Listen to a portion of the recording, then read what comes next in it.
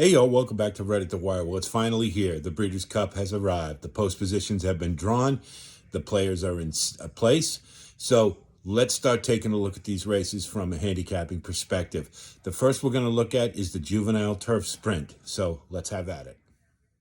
So let's take a look at the Breeders' Cup Juvenile Turf Sprint. It's at 5 furlongs on the turf, of course, and it's a grade 1 for 2-year-olds. Crimson Advocate is one that I think we definitely want to use. I think he is progressing, seems to be progressing well. Hasn't run since June, but with a trainer like George Weaver, I'm not going to worry about that too much. He's got the Hall of Famer Johnny Velasquez aboard, and on the rail, he should be able to get into position easily. He does break well, and that's significant in this race. So I think Crimson Advocate is one that we should definitely use. No Name Mets, I'm not so sure about. And he's another one by George Weaver. And you do get Irad Ortiz. And you do see that he's rung up a couple of wins since coming back from Ascot. We'll draw a line through the Norfolk. Those are straightaways. And it's not something necessarily we're used to running on. A lot of times, with the turn, they're able to horses are able to relax just a little bit, and in the straightaway, it's all out all the way. So a different kind of running. So I'm going to forgive that. His next two have been pretty good. The last one I thought was okay, but nothing to write home about. And it may have been a little something off the fastball with the Breeders' Cup in mind. I'm not sure, but also take a look at the class levels that he's been running in the last couple of races. They're not that great. And he did beat Ship Cadet, who I think is a nice horse, and Air Recruit isn't bad. But I don't know. I just have a feeling that he's going to fall a little short. And I think there's others who, with a similar running style, that'll soften him up. And I think it's a too short a price on him, bottom line. Tiger Bell is a new shooter from England. And this one, I think, is kind of a sleeper. The 5 furlong distance, I've been told, is right up his alley. You see, that's all he's run at. And he comes from a little bit off the pace. And he's had some pretty good races. And you see the class levels that he's running at are getting progressively better. So this is a horse who's on the improve. And he's doing so with the race levels getting higher. And that's always an angle you want to play. So I think, now this one hasn't run since August. That's really the only question. And I think he's going to be okay on the firm ground from what I've heard. The last couple he did run were on soft, but as long as he's okay on it, I think he'll be all right. So I think at 15-1, Tiger Bell is a really nice price.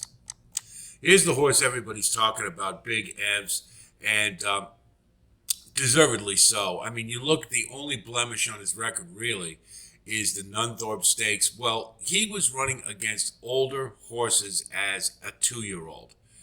That ought to tell us a lot about what they think of this horse. If you watched the Flying Childers Stakes, you saw a horse who absolutely blew out of the gate. It's rare to see a horse who breaks that sharply. And pretty much the race was over from that point. He just inhaled that field and he was gone, and there was nothing anybody could do about it. Now, the difference is, of course, he's got a turn to negotiate in this race. However, when breaking that sharply, a lot of his problems are solved for him because he's going to have he's going to be on the engine anyway, and nobody, I don't think he's going to have a whole lot breathing down his neck. So Big Evs, I think, is a logical use. He's got a good post position, and looks like I think he's definitely the one to beat. If you get 3-1, consider that a gift. Give Me the Beat Boys, to me, is just an underachiever.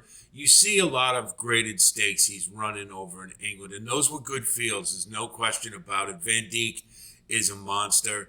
And if your horse runs in the middle park, that means something. So they think of this horse, but I'll remember back to Ascot. And since he ran at Ascot, where a lot of people were crowing about him, thinking he was going to matter, and he just kind of ran a disappointing race. And now you see the field he ran it against. Bucanero Fuerte is an awesome horse, and River Tiver we're going to see in the juvenile turf. But he just seems like he falls a little short. And it seems like every race that he runs really well, but only to end up third or fourth, kind of like Zandon, if you want a comparison. That's what I see with Gimme the Beat Boys. Now he's going to be running at a shorter distance, and it doesn't really, from what I can see, his running style, I don't think that helps him, and he's got a turn to negotiate. So give me the Beat Boys, although 15-1 is a pretty good price, and he isn't a bad horse. It's hard to take a horse like this who just underachieves, in my opinion. So I'm going to pass for that reason only. I could definitely see using him on the bottom of the exotics without question, especially if you get a price similar to 15-1. But as a win candidate, it just always seems to be somebody better. Starlust is interesting, and Ralph Beckett is a Rafe Beckett, I guess, is a good trainer, and of course you get Frankie Dettori aboard. He knows everything about winning at Santa Anita and the Breeders' Cup. This is another one that comes from off the pace of Scotia, and you can see that he has been running in some pretty good class races, and they're higher rated than ours, and that's generally the case on turf. So he's one that the last race he didn't present a whole lot, but from what I understand, they've been sort of pointing to the Breeders' Cup with this one. So that may explain he may not have been tuned up all the way. In any event, it was a nice race and a good field. That's the same race that Gimme the Beat Boys came out of. I think this one is a little under the radar, and at 20-1, I'll take that all day, especially with Frankie Dettori aboard, who knows how to work out a trip. Shards, I really liked that last race. Boy, it just looked like had a ton of horse in the stretch and was just unlucky. Had a lot of traffic issues in the Indian summer. But take a look at the class ratings of the races that Shards is running in: 112, 109, 110, 112. Those are low class races, and more importantly, look at his class rating.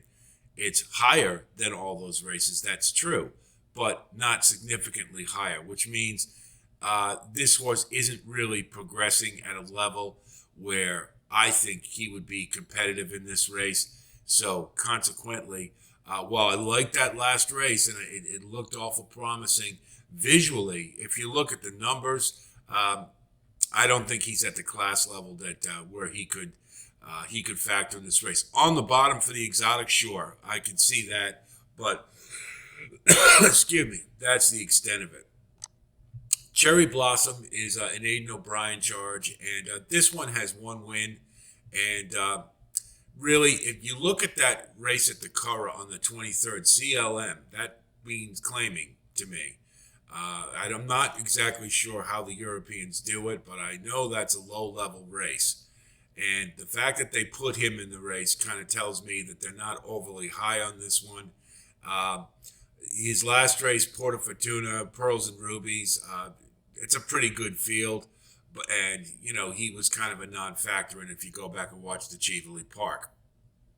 So while I think he's an okay horse, I don't see him as factoring in this race, and I'm going to toss him. Amidst Waves is another George Weaver. He's got 3 in this race, and he's got Flavian Pratt aboard, so there's a lot of good things to like. But again, look at the class ratings compared to the race ratings for Amidst Waves. Not really running against a whole lot, and doing so with a class rating that's only slightly higher than the race rating. So is he a good horse? Sure. Could he progress and move forward another step? Yes, but he's not there yet. And I think others are. And that's really my reason. He had a really nice race. It was a tough luck loss to Committee of One. And he was on a 3-race winning streak prior to that. But you look at the par for this race and you look at the figures he's running at. He's not at it. He's not at the par. So while if this was purely an American race, maybe I could upgrade him a little bit. But I don't see that he's at a level of competition that the Europeans are. And so for me, anybody from that race, I just can't be high on. I don't like Shards for that reason. I'm going to toss the mixed waves, and Committee of One is out as well. Valiant Force is kind of interesting. I saw him at Ascot in the Norfolk Stakes, and that was a straightaway as all the races he was in, and he ran pretty well to get the win, and it was solid but not spectacular in my opinion. He did beat Elite Status, who was very well thought of prior to that race, who was actually kind of turned out to be a middling type of horse. 5 furlongs, the cutback to 5 furlongs is definitely something that will help. The last race, apparently in the Prix-Morny, he just didn't like the soft ground, so we can kind of draw a line through that one. Getting back on firmer turf, and remember in June at Ascot, the turf was firm. So I think we have to remember that. So he's on a more favorable surface, and again, at 12-1, I think that's a great price, and William Buick aboard is a big help as well. So some good value there for a horse I think is likely to run much better than he did last time. Slider is one of our California horses, and he's basically hasn't done much wrong. But again, I have to keep harping on this. Look at the race ratings as opposed to the class ratings. He isn't really beating a whole lot.